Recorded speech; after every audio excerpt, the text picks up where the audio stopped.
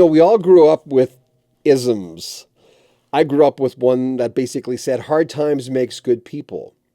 When we were going through COVID, the first thing I thought of is this is going to be hard, but it'll make us stronger. And we all have our sayings for that kind of stuff, whether you're in a tornado, something happened to you, whether it's losing someone. But it's also true when it comes to writing great pop hits. Some of the biggest hits in the history of rock and roll have been written under duress or as the person was crawling back on their feet.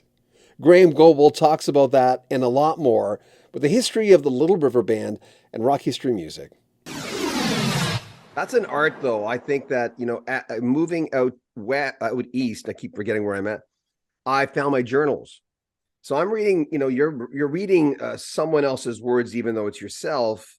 And it's like a deep vacuous hole of emotional need ready to suck the life right out of you. And you're talking about yourself. But, that's what happens. All those rite of passages haven't happened yet. But is the fact that you were isolated in some ways, it's a similar thing for me in a lot of ways. I was very shy, still deal with some of that. I'm still in contact with that little boy, and he helps me now, and I help him. But is there the talent to be able to portray that feeling? Did it help the fact that you were isolated? Weren't you in tune with for me, I was afraid of my feelings, but I was also kind of in tune with them. I could play with them a little bit. Yeah. So the question. Well, the question is because you were isolated. Is that why you're able to? Because I've just listened to I was listening to all your songs, and I'm going, they still sound as good as they did before, but I feel them when I listen to them. I can feel them. Well, okay. So I think that apart from what helped me to write the quality of songs that I did was, firstly, I was mainly, from a very young age, really in tune with the fact that I'm not doing this on my own. I always felt there was a spiritual almost entity overshadowing me, but certainly working with me. And I would acknowledge that and know that even if in later years when I was looking for a chorus for something, I would actually say, I need some help here, like I'm asking for help. And more often than not, I would wake up in the early hours of the morning with maybe a chorus there or something like that. So I recognized that I believe, and I recognize that myself, but I think we are not a solo journey. We are working with help, with no matter what our direction in life is, we've got help from the spirit world with our life. And many cultures believe this. I mean, the American Indians, for a start, and the Australian Aboriginal people, they understand that they're not just walking the earth unguided, we're helped. And so firstly, I had developed an ability to be able to write this. I had the courage to write and speak about how I was feeling internally. That's the other thing. If you're not happy to stand up in front of any amount of people and say, look, I suffered anxiety, I was this, I was that, I have not achieved what I wanted in life in a romantic sense, all of the things that I'm very comfortable in talking about, I was able to write about that. So when we talk about a song like Reminiscing, but particularly when you talk about a song like Take It Easy on Me, I mean, I felt that. And one person said to me, look, this is the best breakup song they'd ever heard.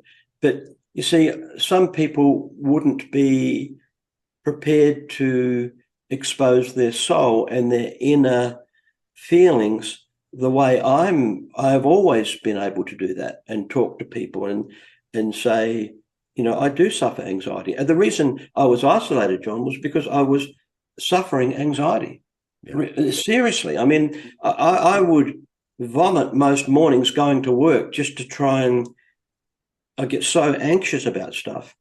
I would just throw up on my way to work because I would just, when in my early gigs, I couldn't eat for 4 days before a show because I was just so freaked out. And in fact, when I formed my first band, The Silence, I got so sick all the time, and so anxious that I just made a decision. I just can't do this, and I decided to stop the band. And I thought, well, I would like to be a musician, but I can't because I just get too sick. But it got to the point where I realised, but I have to do this. So I just pushed on and I did it. And I might say it saved my life, because if I hadn't pushed through and then got to a point where the anxiety level started to come down, because we started to play every night. And so it slowly got less and less and less. So I think it was the public performances in the pubs of Adelaide and forcing me into a situation that I was so uncomfortable in. I was actually comfortable on stage, but I was the fear was bizarre, because the fear was, what if I can't go on stage? What if I get on stage and I have to throw up or something? What am I going to do? This is all this rubbish mind games that you go through. And I went through that in spades and spades. And so when it came to pursuing a relationship, I had the same barrier there. How could I ever go out with a girl, go to a drive-in, or do this or do that? What if I get sick, or what if I can't do it? And so I get to a point where I better not go there. I'll stay in my room and write about what I would like to experience, rather than going and do it. But my music career forced me to do it. Yeah, I couldn't not do it. But did you learn tricks? Did you learn tricks though? Sorry to interrupt you, but did you learn? I learned tricks. There was a guy, the band called Trooper in Canada. And one day he saw me backstage. I was going to introduce them. And I was really nervous. He could see the radio guy going to introduce the band. And this is a trick that I learned. I mean, you've probably got a lot more than me, but I use this trick almost all the time. And he said, well, are you okay? He said, well, and he came up to me. He said, well, how did you feel in school when you had to talk in front of the class? And I went, oh my God, this guy's making it worse. He's the leader of the band, Ray McGuire. And I went, well, I got up there and I made a fool of myself, and I went back and sat down. And he says, then when you sat down, what did you want to do? I said, actually, I wanted to go back up there and redo it and do it right. And he looked at me straight in the eyes and he says, I look forward to you introducing us for a second time. And he says, play it out. But did you have tricks that somehow overcoming that? I mean, you know, the audience is naked thing. Did you use tricks, or how did you do it? I didn't have anything in the early days other than just my will. And what I decided very young is that I would say yes to everything, in terms of going to, if I had to do something, then I would just say yes to it, and then basically suffer through it. Right. And it took a long time. By the time it wasn't like it may have been 5, 6, 7, 8 years, I don't know, but eventually I got to a point, particularly what I observed was when I was tired, which what happened when I started to tour, I was tired pretty much all the time because we were working all the time. I just didn't have the energy to get anxious, and I felt that being tired was a very good antidote for it. So I was very good once we started touring and playing a lot.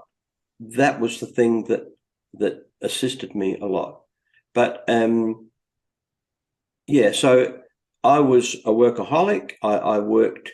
If I'm in my environment of working and tired and just pushing myself physically and mentally to my limits, that keeps my mind active and kept my mind off of the situation. So it just played out. But you see, I think, and Rudolf Steiner talks about this, is that suffering, it can give you substance. It can give you a depth that a person that doesn't have a lot of suffering. I mean, a lot of people want to, when they suffer, they turn to alcohol or drugs or cigarettes or something. I never did that. I for whatever reason, I just endured the suffering, and it slowly became less and less and less. You felt your way through it? You just felt your way through it? Just the will to do it, in that whatever I needed to do, I would just do. but by the time, Little River Band got formed, I was really good. It visited me big time again when I left LRB and I was home with not a lot to do. I had a lot of panic attacks for maybe the next 10 years in my 40s and 50s. I haven't had a panic attack now for quite a number of years, and maybe it's gone forever.